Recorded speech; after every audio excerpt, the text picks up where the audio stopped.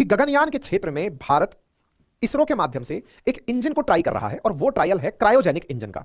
अब ये cryogenic engine क्या होता है? देखिए, क्रायोजेनिक इंजन वो है जो बहुत ही कम तापमान पर बेहतरीन फ्यूल को बर्न करके अच्छी एनर्जी प्रोड्यूस कर सके। बोले ये तो ज्यादा भारी हो गया, मैंने कहा इसको आसान कर देते हैं। देखिए, भारत के लिए सुर्खी बनती है कि ISRO completes human rating of its CE-20 cryogenic engine. तो पहले तो ये समझ लेते हैं कि आज सुर्खी ज्यादा बड़ी कौन सी है, ह्यूमन रेटिंग बड़ी है कि CE-20 क्रायोजेनिक इंजन है? तो पहला आंसर ये है, ह्यूमन रेटिंग बड़ी खबर है। ह्यूमन रेटिंग का मतलब ये हुआ कि इस इंजन ने आज वो काबिलियत हासिल कर ली है कि ये इंसानों को ले जाने वाले रॉकेट पर लगाया जा सकता है।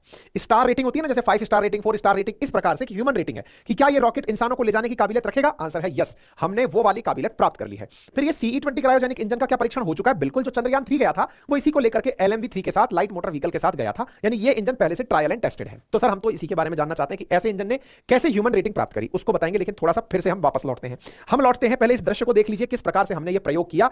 यहां पर आपको ये तस्वीर होती हुई दिखाई दे रही है LMV-3 जीवन की। यहां पर इसरो का ट्वीट आप देख रहे हैं। इसरो ने CE-20 क्रायोजेनिक इंजन को ह्यूमन रेटेड कर दिया है, यानी गगनयान मिशन को ले जाने के लिए तैयार कर दिया है। आप यहां पर इग्निशन की वजह से निकले हुए धुआं को बाहर आता हुआ देख रहे हैं। ये जो पहाड़ियां आपको दिख रही हैं, ये महेंद्रगिरी की पहाड़ियां हैं जहां लिक्विड प्रोपल्शन इंजन का टेस्टिंग चलता है। कुछ इस प्रकार से हमारा क्रायोजेनिक इंजन है जिस इंजन को टेस्ट किया गया। आप में से कुछ लोग सोच रहे होंगे, अच्छा इसका मतलब टेक ऑफ जैसी चीज नहीं हुई क्या? कोई टेक ऑफ अभी नहीं हुआ है, लेकिन ये मानिएगा अगर ये तैयार है तभी गाड़ी चलेगी। यानी कि आप जो गाड़ी देखते हैं असल में 4 पहिए पे चलती हुई खूबसूरत सी गाड़ी, उसका कोई वैल्यू ना हो अगर उसके अंदर इंजन अच्छा ना हो। हमने इंजन की टेस्टिंग की है, ये टेक्नोलॉजी की टेस्टिंग है। बड़ी गाड़ियां, बड़ी कंपनियां अपने इंजन के लिए जानी जाती हैं। बाहर का जो सामान लगाने का है वो तो आजकल कई सारी कंपनियां बाहर लगा देती हैं वैसे ही, ठीक है ना। तो इसरो ने अपने CE-20 क्रायोजेनिक इंजन की ह्यूमन रेटिंग सफलतापूर्वक पूरी कर ली है। चलिए साहब, तो इसको हम यहां पर आप देख रहे हैं, ये हमारा महेंद्रगिरी के अंदर compulsion ISRO propulsion complex Mahendragiri पहाड़ियों में आपको ये दिखाई दे रहा है, ठीक है।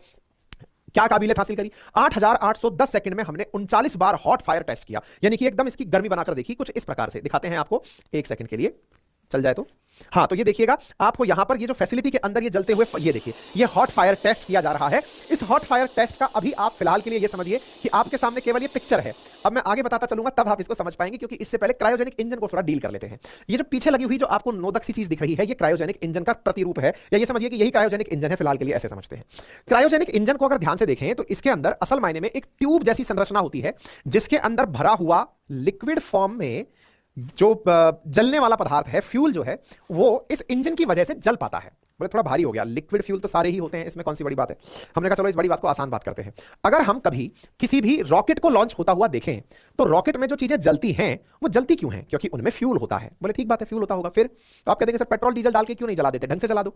मैंने कहा पेट्रोल डीजल के साथ एक बड़ी दिक्कत है, पेट्रोल डीजल्स के अंदर कार्बन की संख्या ज्यादा होती है। बोले तो अच्छी बात हुई ना सर, आप ही ने कहा था अभी ज्यादा लकड़ी होगी तो ज्यादा जलेगी, ज्यादा एनर्जी प्रोड्यूस करेगी। कार्बन तो बहुत ज्यादा चाहिए, लकड़ियों में बहुत सारा कार्बन होता है। मैंने कहा बात तो आप सही कह रहे हो, लेकिन कार्बन जिस प्रकार से क्लोजली एक दूसरे के साथ जुड़ा हुआ होता है, जलने के लिए जरूरी हमेशा ऑक्सीजन होता है। और जब वो ऑक्सीजन कार्बन एटम के पास अच्छे से नहीं पहुंच पाता तो वो फ्यूल ज्यादा अच्छे से नहीं जल पाता। बोले एकदम ऊपर से गया, पता नहीं आपने क्या कहा।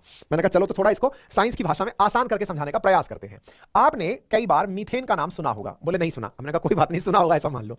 मीथेन एक कार्बन का हाइड्रोकार्बन है, और इस हाइड्रोकार्बन को जब हम बर्न करते हैं और या फ्यूल के रूप में काम में लेते हैं तो आप इसे ही नेचुरल गैस के नाम से जानते हैं। अक्सर CNG जो शब्द यूज करते हैं वो मीथेन गैस को ही कंप्रेस करके बनाई गई लिक्विड गैस है। अब आप इसके बारे में थोड़ा सा जान लीजिए। देखिए ऐसा समझिएगा, पदार्थ की जो अवस्थाएं ज्ञात हैं उनमें गैसियस अवस्था, लिक्विड अवस्था और सॉलिड अवस्था, ये वो फेजेस हैं जिसमें पार्टिकल्स, एटम्स, मॉलिक्यूल्स एक दूसरे से डिस्टेंस के आधार पर डिफरेंट हैं। लिक्विड स्थिति में संभव है CH4 हो सकता हो, सॉलिड स्थिति में हो सकता हो, गैसियस स्थिति में हो सकता हो। अंतर क्या है?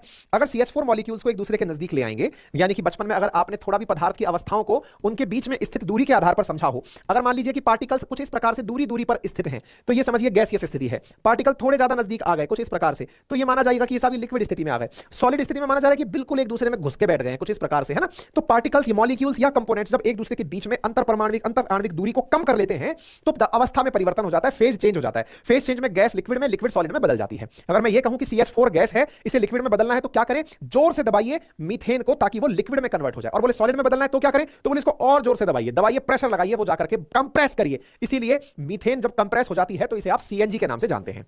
बोले लेकिन ये बात ऊपर से गई, हमारे गैस से क्या लेना देना मतलब अच्छे फ्यूल का। मैंने कहा देखिए इसमें चूंकि कार्बन दूसरे कार्बन के क्लोजली कनेक्ट नहीं है तो बोले फिर क्या फायदा हुआ? तो मैंने ऐसी स्थिति में जलाने के लिए जब ऑक्सीजन इसे नजदीक आती है, पहले जान लीजिएगा कोई भी फ्यूल अगर जलता है तो उसको जलाने के लिए ऑक्सीजन की जरूरत होती है। तो अगर ये ऑक्सीजन की वजह से जल रहा है तो ये आसानी से CO2 प्लस H2O में बदल जाता है। बोले अच्छा यहां से कार्बन डाइऑक्साइड बनती है। हमने कहा बिल्कुल सही पकड़े हैं। मैंने कहा अब अगर यहां पर हम थोड़ा आगे चलें, हम चले गए C2H6 के पास, C4H10 के पास, हम चले गए LPG के पास, लिक्विड पेट्रोलियम गैस के पास। कार्बन की संख्या बढ़ रही है, कार्बन को जलाकर फिर से CO2 और H2O ही बनाना है, लेकिन कार्बन एक दूसरे से काफी ज्यादा कनेक्टेड हैं बॉन्ड बनाकर, इसलिए ऑक्सीजन इस बॉन्ड को तोड़ने में ज्यादा आसानी से एंट्री नहीं कर पाती, तो कार्बन इजीली दूर नहीं हो पाते, इसलिए तुलनात्मक रूप से CNG की तुलना में LPG को बेकार फ्यूल माना जाता है। और पेट्रोल में यह कार्बन की संख्या C8 से लेकर C12 तक पहुंच जाती है और डीजल में C12 को भी पार कर जाती है। जितने ज्यादा कार्बन होंगे उतना ही कम दहन आसानी से हो पाएगा। बोले इसको कैसे समझे? हमने कहा ऐसे समझिए, मैंने आपसे कहा था लकड़ी आसानी से जलती है, ज्यादा लकड़ी ज्यादा एनर्जी, ये कहा था। बोले हाँ, लेकिन अगर आप विचार कीजिए, लकड़ी का पूरा बंडल एक बार में अगर आप आग पर डाल देंगे तो आग बुझ जाती है। क्यों? क्योंकि लकड़ी के बंडल में एयर को एंट्री करने की जगह नहीं मिली, इस कारण से वो जल नहीं पाई। और अगर आप उसी लकड़ी को छोटे छोटे बुरादा बना करके डालेंगे, वो तत्काल प्रभाव से ऊर्जा पकड़ लेती है, आग पकड़ लेती है। बोले इसका मतलब ये हुआ सर, फिर तो इस कार्बन को भी हटा ही दो। दिक्कत क्या है? कार्बन को हटा के केवल हाइड्रोजन ही छोड़ दो, फिर तो वो और अच्छे से गैस पकड़ लेगा, मतलब और अच्छे से ऑक्सीजन को पकड़ लेगा और H2O बना लेगा। मैंने कहा अब सही दिशा में पहुंच गए हो। यही किया जाता है जब इंजन की बात होती है, दहन करने की बात होती है, फ्यूल बनाने की बात होती है। अच्छे फ्यूल में मीथेन से भी अच्छा फ्यूल हाइड्रोजन है, और इसी हाइड्रोजन को अगर ईंधन के रूप में यूज किया जाए तो पॉल्यूशन के रूप में CO2 का भी निर्माण नहीं होगा और जलने से अत्यधिक अच्छी ऊर्जा बाहर निकलेगी, जिसकी हाई कैलोरीफिक वैल्यू होगी।